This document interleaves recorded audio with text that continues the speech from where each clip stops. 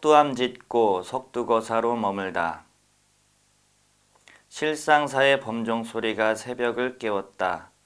실상사옆 마을인 실상초당도 깨어났다. 가운데 방의 김해월과 그녀의 딸 이청풍은 이부 자리를 정돈하고 새벽 좌선할 준비를 마쳤다. 웃방의 남자들도 하나 둘 자리를 정리하고 도인술로 몸을 풀었다. 소태사는 벌써 좌정에 들었다. 김남천은 죽비를 잡고 입정을 알리는 죽비 3타를 울리었다. 어둠이 가시지 않은 새벽은 칠흑보다 더 고요했다. 실상초당은 그야말로 정막 강산이었다. 얼마나 지났을까? 산새들의 지저귀매 천지가 열리고 세상은 분별되었다. 김해월과 이청풍 모녀는 부엌에서 아침 식사를 준비하였고 김남천과 송적벽은 아궁이에 불도 정리하고 장작도 패고 뜰도 정갈하게 쓸었다. 아침 공양은 단출했다. 송적벽이 식사 중 말을 꺼냈다. 스승님, 손님이 오면 실상초당이 비좁아 불편하니 초당 하나 더 지었으면 합니다. 김남천이 말을 받았다. 적벽과 저는 집을 지어본 경험이 있으니 조금만 수고하면 될 듯 합니다. 소태산 수저를 놓으시고 말씀하셨다. 자네들의 법명을 왜 적벽과 남천이라 준지 알겠는가? 스승님이 주신 것이라 기쁘게 받았을 뿐입니다. 다시 알려줄 터니 잘 듣게나. 적벽은 흙을 다루는 토수일을 잘하여 불글적, 벽벽, 적벽이란 변명을 주었고 남천은 남향으로 집터를 잡아 집을 짓는 목수일을 잘하므로 남천이란 법명을 주었네. 또한 적벽은 다혈질이라 얼굴이 금방 단풍장엄이 되어 붉은 얼굴이 되므로 마음을 차분하게 가라앉히라는 뜻도 있네. 스승님, 법명처럼 토수일도 목수일도 차분하게 잘 하겠으니 초당 하나 짓는 일을 맡겨주십시오. 이 방도 자네들이 만들었지 않나. 어디 한번 해보세. 남천과 적벽은 새로운 도량을 마련한다는 기대에 부풀었다. 정자관을 쓰고 턱수염을 기른 유생 모습의 소태사는 아침 공양을 마친 후 실상초당 위편 다랑이 밭을 지나 대밭 비탈에 서서 두 제자를 불렀다. 적벽 남천, 이리 와 보게나. 이 자리가 집터로 어떠한가? 남천은 주변 형세와 방위를 살피었다. 집터로 무리가 없을 듯 합니다. 적벽도 이리저리 살피더니 말했다. 축대를 쌓으면 집 지을 터는 마련할 수 있겠습니다. 소태사는 이곳저곳을 자세히 살펴보시고 말씀하셨다. 저쪽 거북바위와 이쪽 작은 바위 사이에 두 칸 정자는 가능하겠지. 얼마 뒤 항명선사가 실상사에 들렸다가 실상초당을 방문하였다. 실상사 만어스님을 뵐 일이 있어 겸사겸사 찾아왔소. 잘 오셨습니다. 안 그래도 찾아뵈려 했습니다. 항상 저희들을 살펴주시어 얼마나 감사한지 모르겠습니다. 소태사는 진심 어린 마음으로 차를 올렸다. 항명선사와 소태사는 차 한 잔에 마음을 주고받았다. 깨친 사람들의 이신전심은 어느 누구도 알 수 없는 광활한 풍광이었다. 천왕봉 아래의 실상초당은 깨달음의 빛으로 충만했다.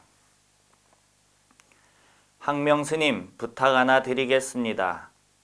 무슨 부탁이오? 거리낌 없이 말해보시오.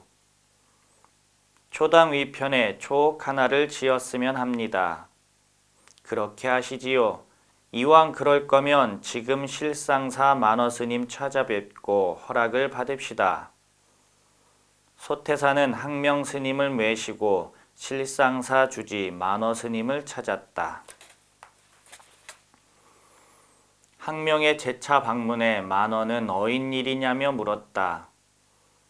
거사님이 실상초옥 위에 초당 하나를 짓고자 하니 터를 제공해 주었으면 합니다. 그렇게 하시지요. 요즘 거사님이 이곳에 주석하니 실상동 기운이 달라졌습니다. 늘 이렇게 두 노승께서 살펴주시니 몸둘 바를 모르겠습니다. 감사합니다. 남천과 적벽은 분주했다. 남천은 재촉했다.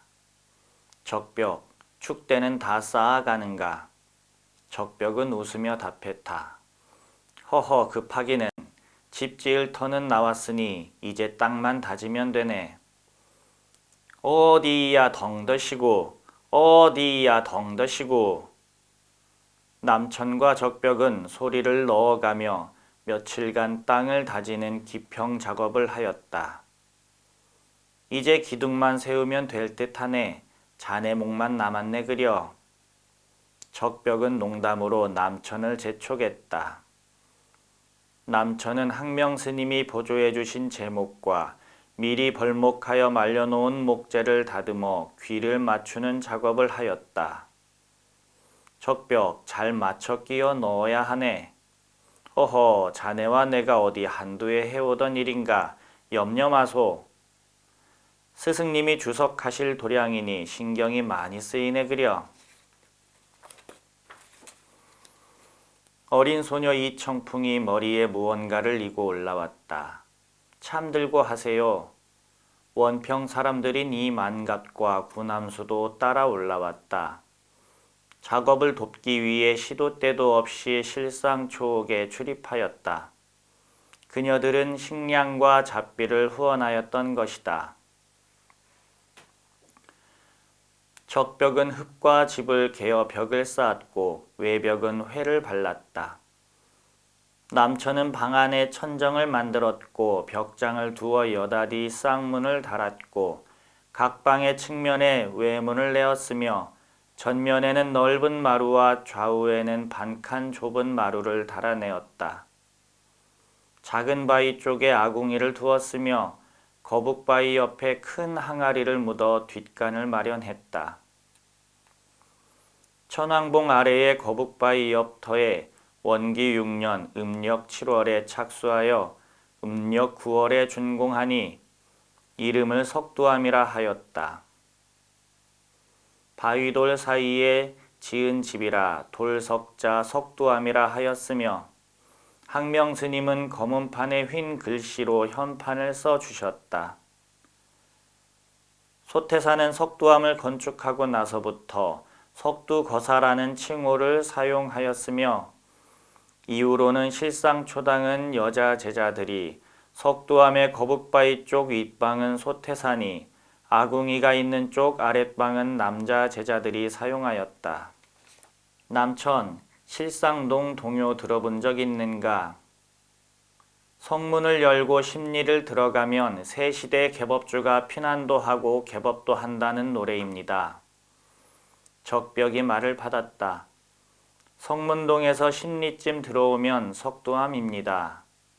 남천이 말을 이었다. 스승님께서 석두암을 짓고부터 석두거서라 칭하셨지요.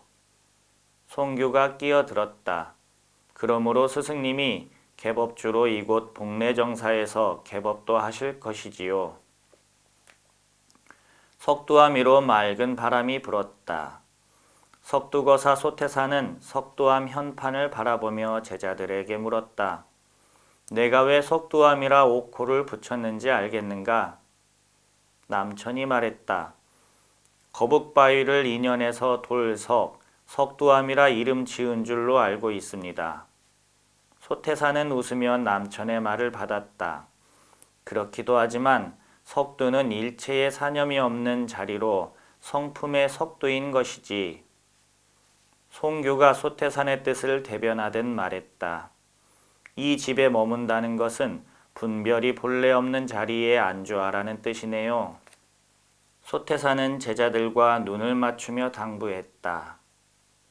변산이 드러나 실상동에 콩 튀듯이 도인들이 나올 때 인장바위가 인정하리라는 이야기처럼 이렇게 잡념 없는 처소에 거주하면서 사은사요 삼강령 팔조목의 교강으로 살림을 하여 콩 튀듯 도인들이 출연토록 하여 인장바위의 인정을 받도록 하라는 것이다.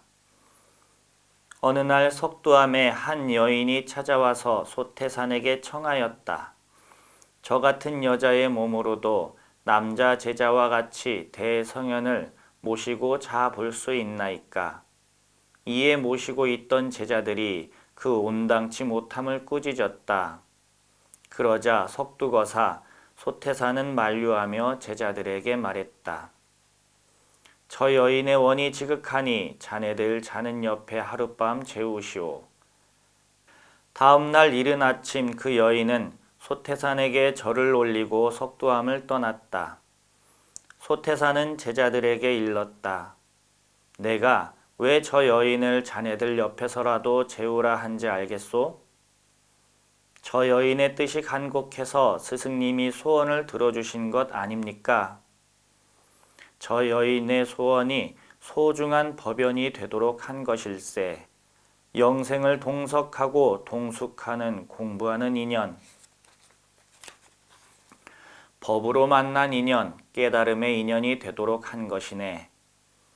석두암은 소태산의 최초의 조실이라 할 수 있다. 이 석두암이 건축되어 석두암을 복례정사라 일컫게 된다. 이 복례정사에서 소태산은 새로 초안된 교강과 교서로 여러 사람의 근기에 따라 예비 훈련도 시험해 보시고 세회상 공개를 위하여 제자들을 때로는 기다리고 때로는 직접 찾으며 정산 송교로 하여금 인연을 찾도록 인연지로 보낸 도량이요 제자들로 하여금 여러 사람들과 인연을 맺도록 하여 세회상의 중심 인물을 만난 인연의 모태자리였던 것이다.